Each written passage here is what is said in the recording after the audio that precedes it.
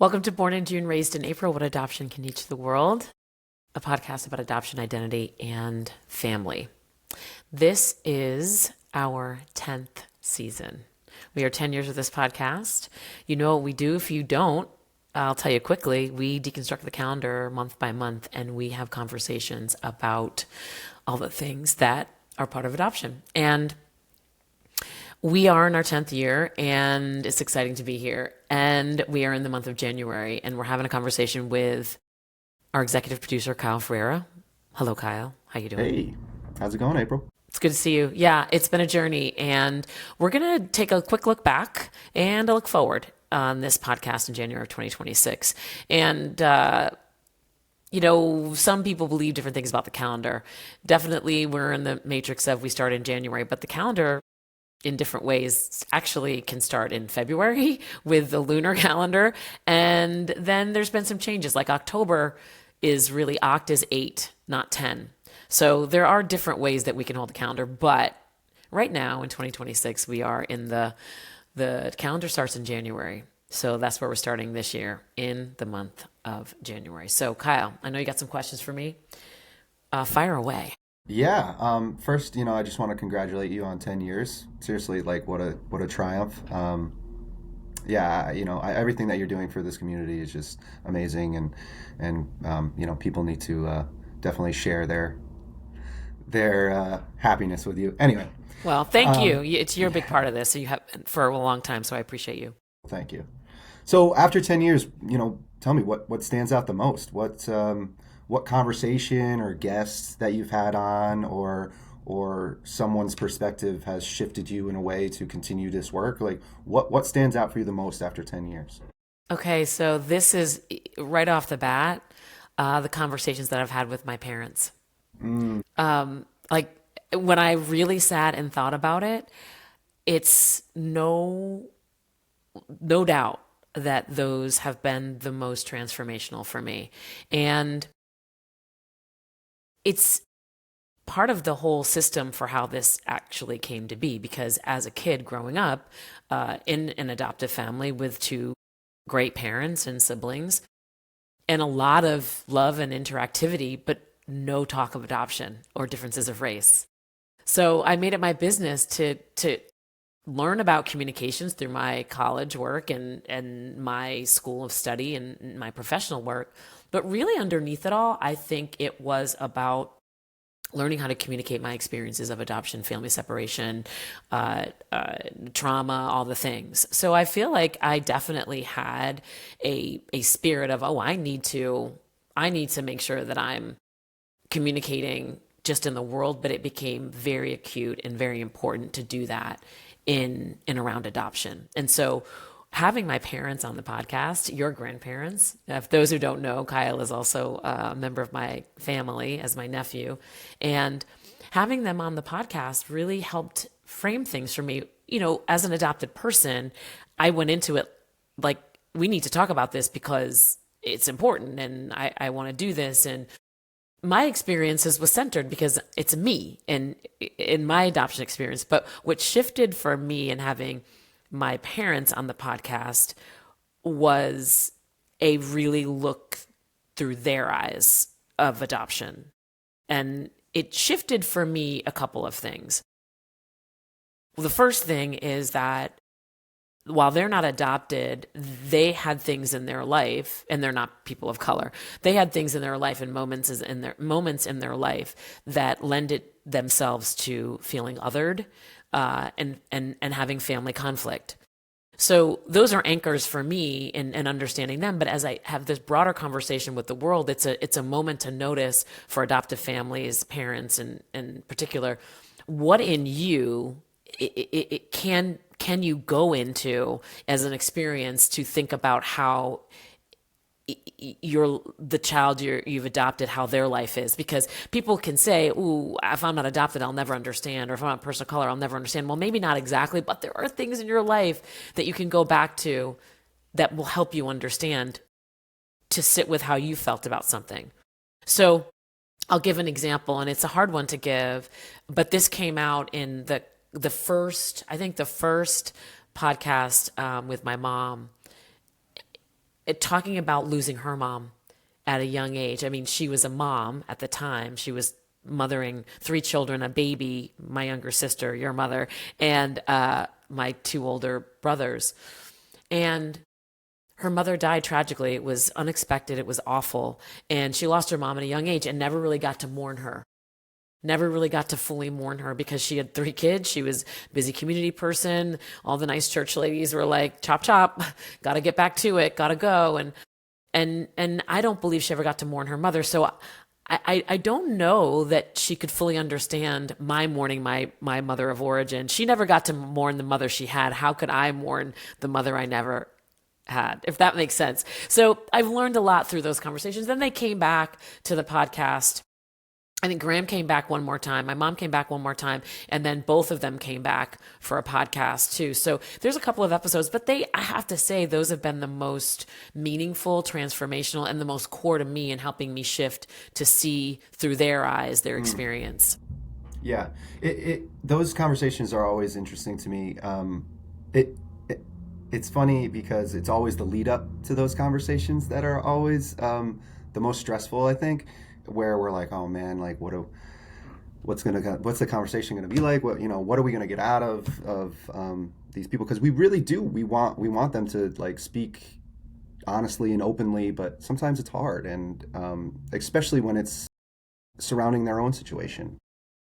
But we have gotten some great information out of them and some insight on what they were thinking during that time, and I've found it a little transformational. I don't know where your head's at it, but obviously if you say that they're some of your favorite conversations, then and some of the hardest. And here's why they're also my favorites too, because I don't run away from conflict and challenge and things. Some people describe me as the person who run towards the burning building, and I can't lie. I do feel that that's true, because it's this quest for the truth and quest for understanding and quest for like this like, how do you say it? This is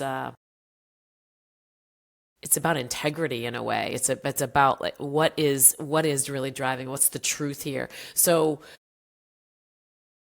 they've been the hardest too, because I'm worried about how they'll feel. Most importantly, I'm worried about how they'll feel. Yeah. Okay. Yeah. And that's because I love them, and they deserve to have respect, and they deserve to be honored as parents that have navigated some and as humans who have navigated life. Then I also, like you talk about the lead up, I'm always thinking about how will they be received externally. Yeah. As much as there are so many things that they didn't understand about adoption or differences of race, but I really take no pleasure in exposing them in their shortcomings. I really don't.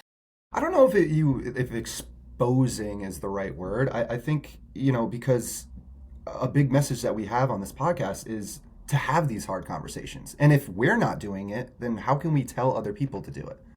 We can't expect anybody to do what we're not willing to do ourselves. So the fact that you're saying that this conversation was, like, those conversations were so insightful, but they were the hardest, it makes sense. I mean, of course those are going to be the hardest conversations.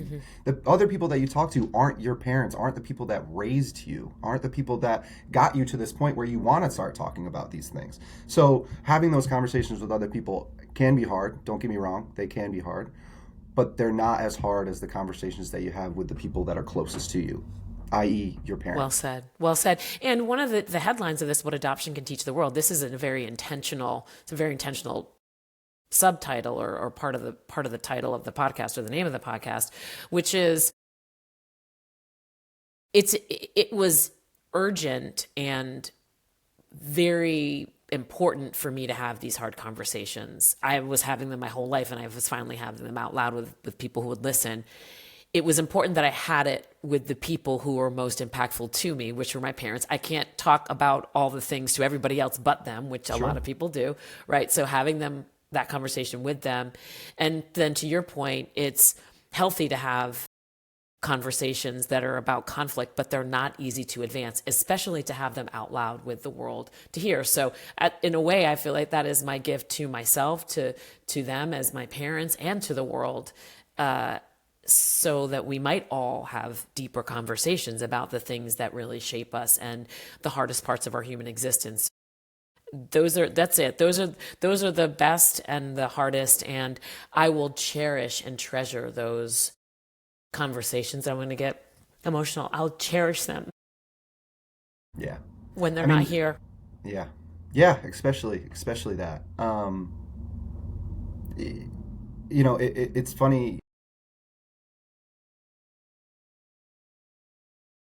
Yeah, especially them. I mean, it's one of those things where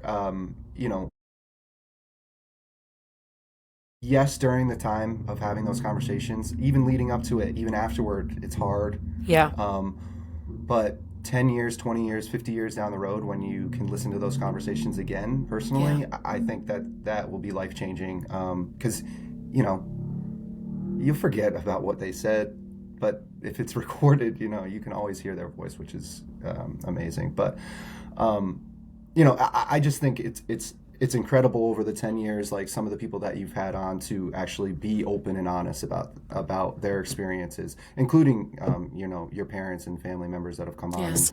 and exposed themselves, as you Yeah. say. But it I have to give kudos to those people, because it is hard. It is a hard conversation to have, and one that is met with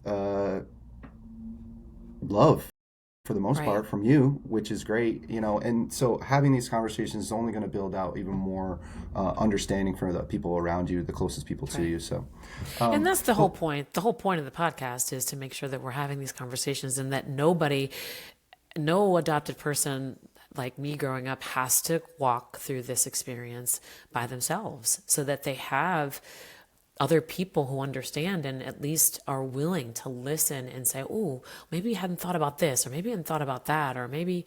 So everybody who has come on the podcast has really helped to frame that for me, from people I know to all of you. My nieces and nephews came on one podcast, to people I didn't know very well that came on and I learned about as we were in conversation. So it's all been yeah. beneficial for me personally.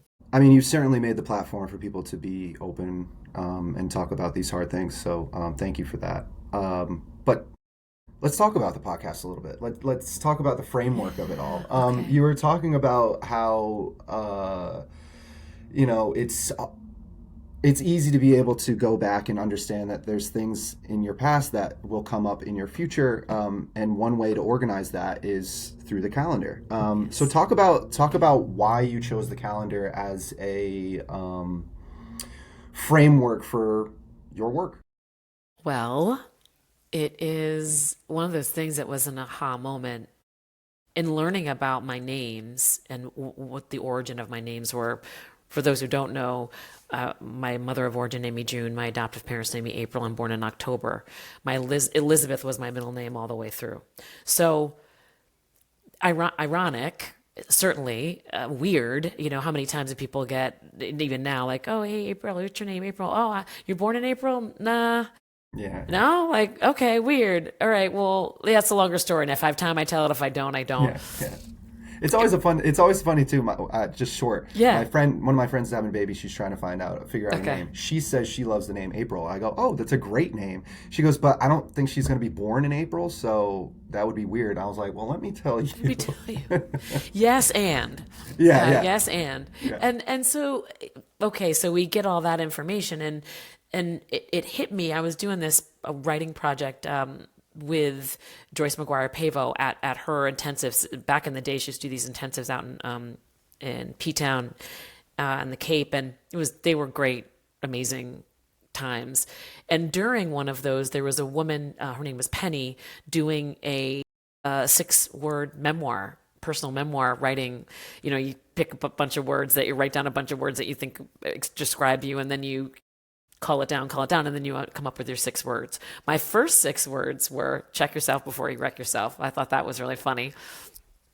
And then, because I really felt that way growing up fitting. and trying to Sure. understand my life. And there were so many things that I was making more difficult because of trauma and all the things. So that felt right. And then all of a sudden it came to me, born in June, raised in April, 6 words. And I thought, oh, okay. And I was explaining that to a friend, and they said, oh, the calendar is a great framework for this. And I was explaining it to her and saying that there's an exploration with the calendar here. It just all came in, and it did because I felt the tension for the better part of my grown-up years as I was starting to understand myself and understand the problems that in the world of adoption that lead to some really hard outcomes for those of us as adopted persons. I thought it's too hard to think that all these problems are going to get solved in one moment in time. We're going to flip a switch and it's going to go off. This is going to be a very long and intentional process of learning, unlearning, rediscovering, holding trauma, understanding grief and loss, ambiguous loss, great, all the things. And the calendar just came in as this like elegant structure of year over year, month over month, a way to have a learning for all of us that are attached to the experience as individuals living the life of an adopted person, and then all the caregivers and caretakers and extended family members, family of origin, family of experience, professionals. It fits, and that's how I started it. I thought, you know what, the only way I could have started it is with a structure, because when you think about adoption and even narrative, people will say like, have a device, have a structure, whether it's rooms of a house. I've done presentations on rooms of a house, what's in the entryway, do you have a playroom? Is there enough play in the house? Use those structures, but the calendar is just ready made and everybody understands it. So that's the pathway to a universal learning tool that helps bring in experiential learning and ideas and thoughts and processes for people who don't have the same experience. Yeah. So can you give me an example? Like, is there a date on the calendar that people usually note to, look forward to or kind of prepare themselves for the future? Can you explain? Sure. I mean, and one of the biggest things in adoption is this idea of the adoption day, or in some circles, it's still called gotcha day, quote unquote, which is a really tough thing to negotiate in terms of the language around that, the ownership and the commodification of that. Language I wish would go away, and that's gotcha day. And at the same time, families can celebrate the day that they came together. That is perfectly acceptable. It also has to be reminded that could be a day of deep grief, mourning, loss for children and families and parents. So it's this idea that if you know when that day is and you celebrate it, if you've only celebrated the things that are the happy moments, have you thought about what also comes with that, and have you made space for that? That's a thing that you can plan for, get ahead of, and be mindful of an adopted person's and a family of origins, and adoptive families as well. You really have to think about not just the celebratory piece, which ought to be held, but also the pieces and parts that are not joyful, and they're sad and they're full of grief. So that's one that I think is, in every adoption, needs to be really thinking and negotiating that well, and helping make room for adopted persons to feel all the feelings and have the language for their feelings during those moments. So that's one big one that I feel like everybody could always do better. Hey, and you're already celebrating it. What more can you do? How deeper can you go? There's always more room to expand and elevate. Right. Yeah. The both and. You say it all the time, the both and, that you can be happy for this, but you can also be sad for this. Like they can be together. It's coexist. So speaking of that kind of language, the both and language, there is certain language that you use that's based around the calendar, the both and. There's also mapping what matters, and the big feeling days. Yeah. Can you talk about this language and how you use these words and these phrases to kind of convey your experiences? Sure. So language is huge. It's anchoring. It is one of those things where I talk about growing up. I didn't have language. I just had all these weird things milling around, and feelings and oddness, and didn't have a way to talk about it. And so I've leaned into language that existed, and then I started creating some of my own language related to adoption, or not creating my own language, but probably borrowing. And I don't know where or how it happened half the time, but it became part of me. Family of experience, adoptive family of origin. That wasn't a term that I coined, but it was one that has stuck with me. And so there's adoption related language. I don't use adoptee. We've talked about that. I usually use adopted person. There's nothing wrong with adoptee. It just doesn't suit me. And then there's like the things that are related to the calendar. For instance, big feeling days and the gotcha days and the family celebration days. Those just help me to help parents and caregivers have a foundation for how to make practical some of these things in the calendar. So I feel like those language pieces and parts are what I really like to help parents with, is just getting them in the rhythm of what language they're using so that there can be a solid foundation. And I do a lot of that with Together on the Journey, formerly Transracial Journeys. There's calendar conversation cards, which will come out in March. And there's the Calendar Conversations podcast, which is very much focused only on that type of language and feeling and rhythm. Very short podcast. You can find those on all the podcast platforms, but it's Calendar Conversations, a guide for adoptive parents. And we'll add those links in the Yes, description of whatever please. you're watching or listening on for Calendar Conversations and for Together on the Journey. But moving forward, this language that you use has been transformational. This language that you use has been transformational for a lot of people, because I can see it. I can see other people using that language to better communicate their experiences with other people. So whether it came from you or not, I think it's helping a lot of people, understand their experiences and be able to relay it to other people in a way that they can comprehend. Yes. So moving forward, you have coined, with a part of this podcast, what adoption can teach the world.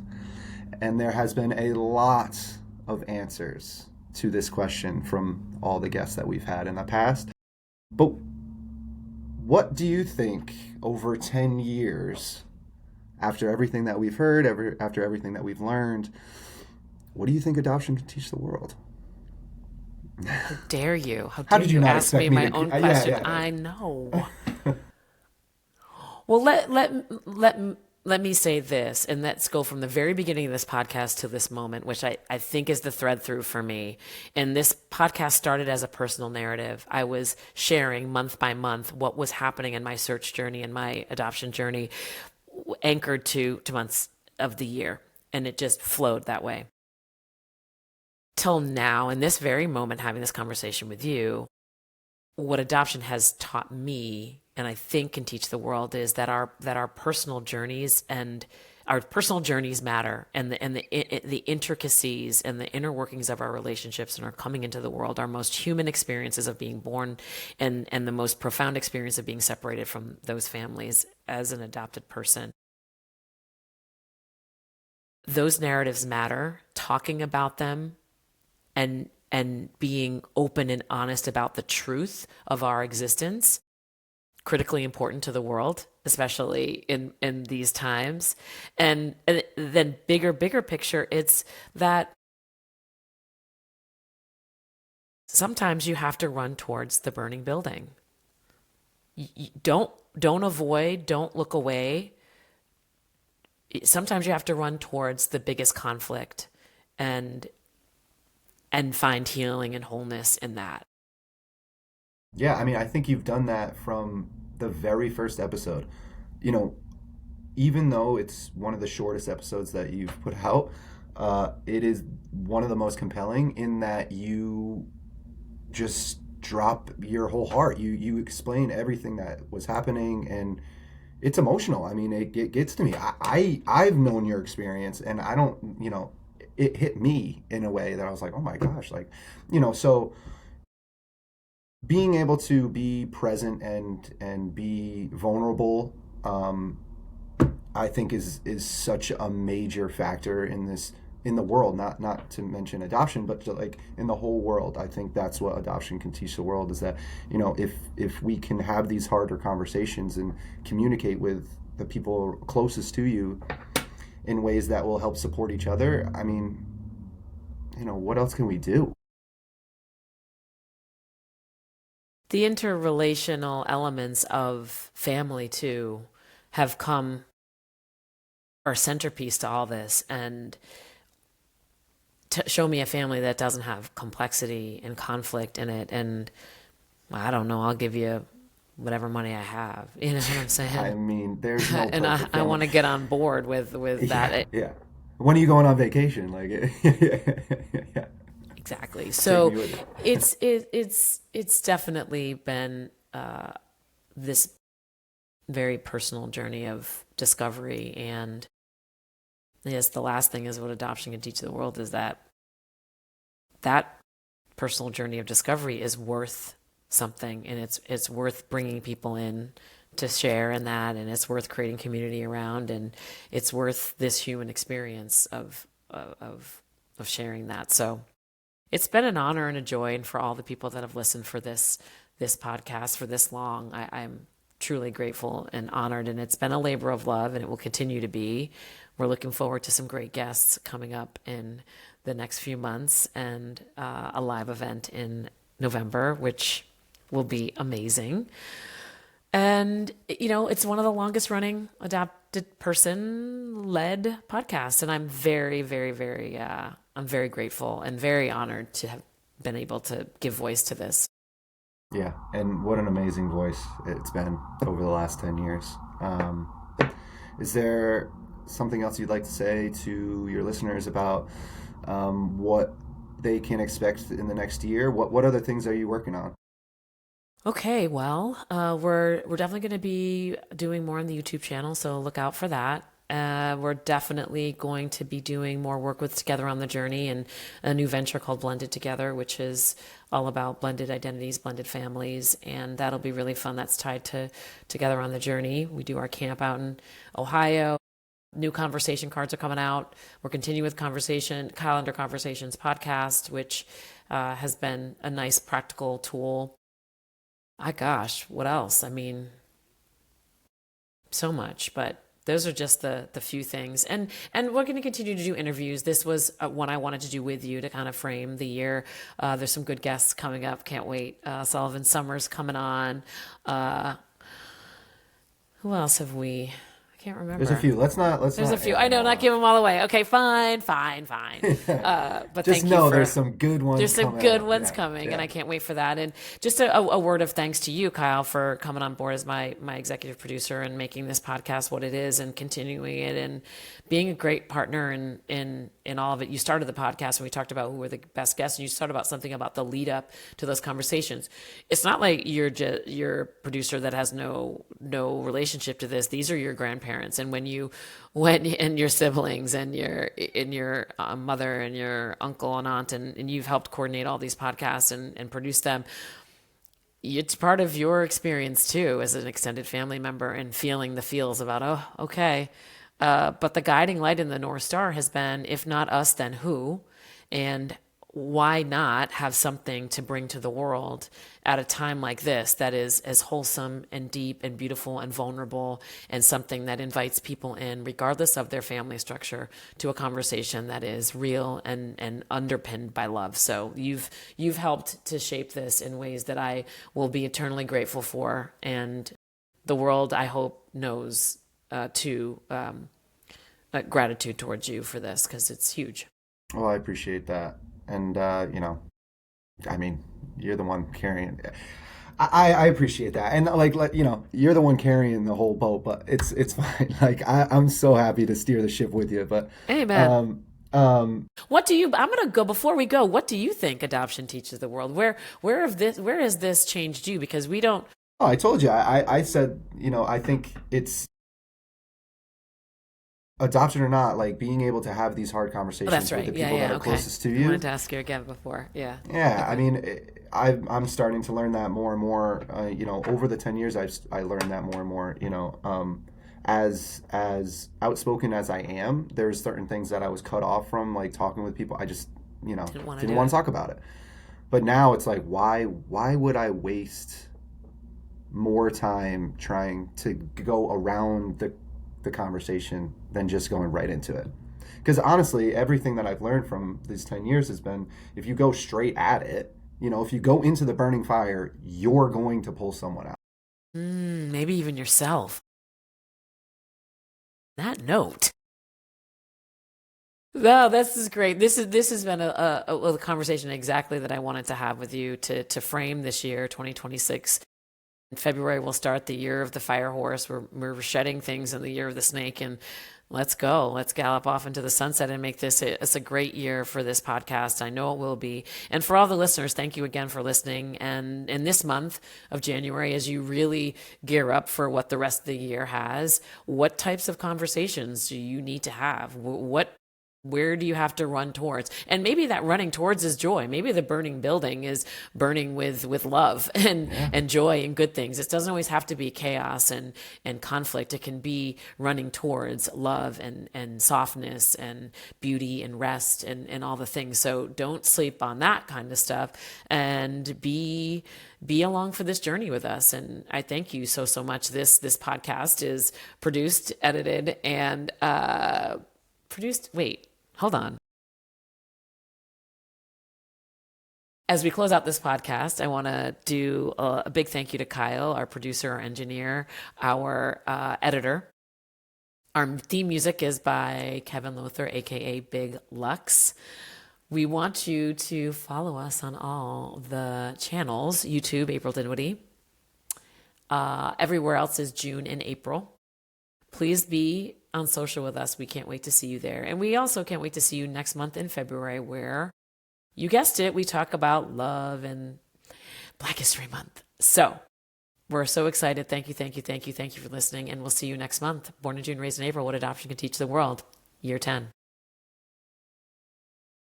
Yeah. If we can do it, anyone can do it. I hear. And we can, and we do, and we shall, and we will. Peace.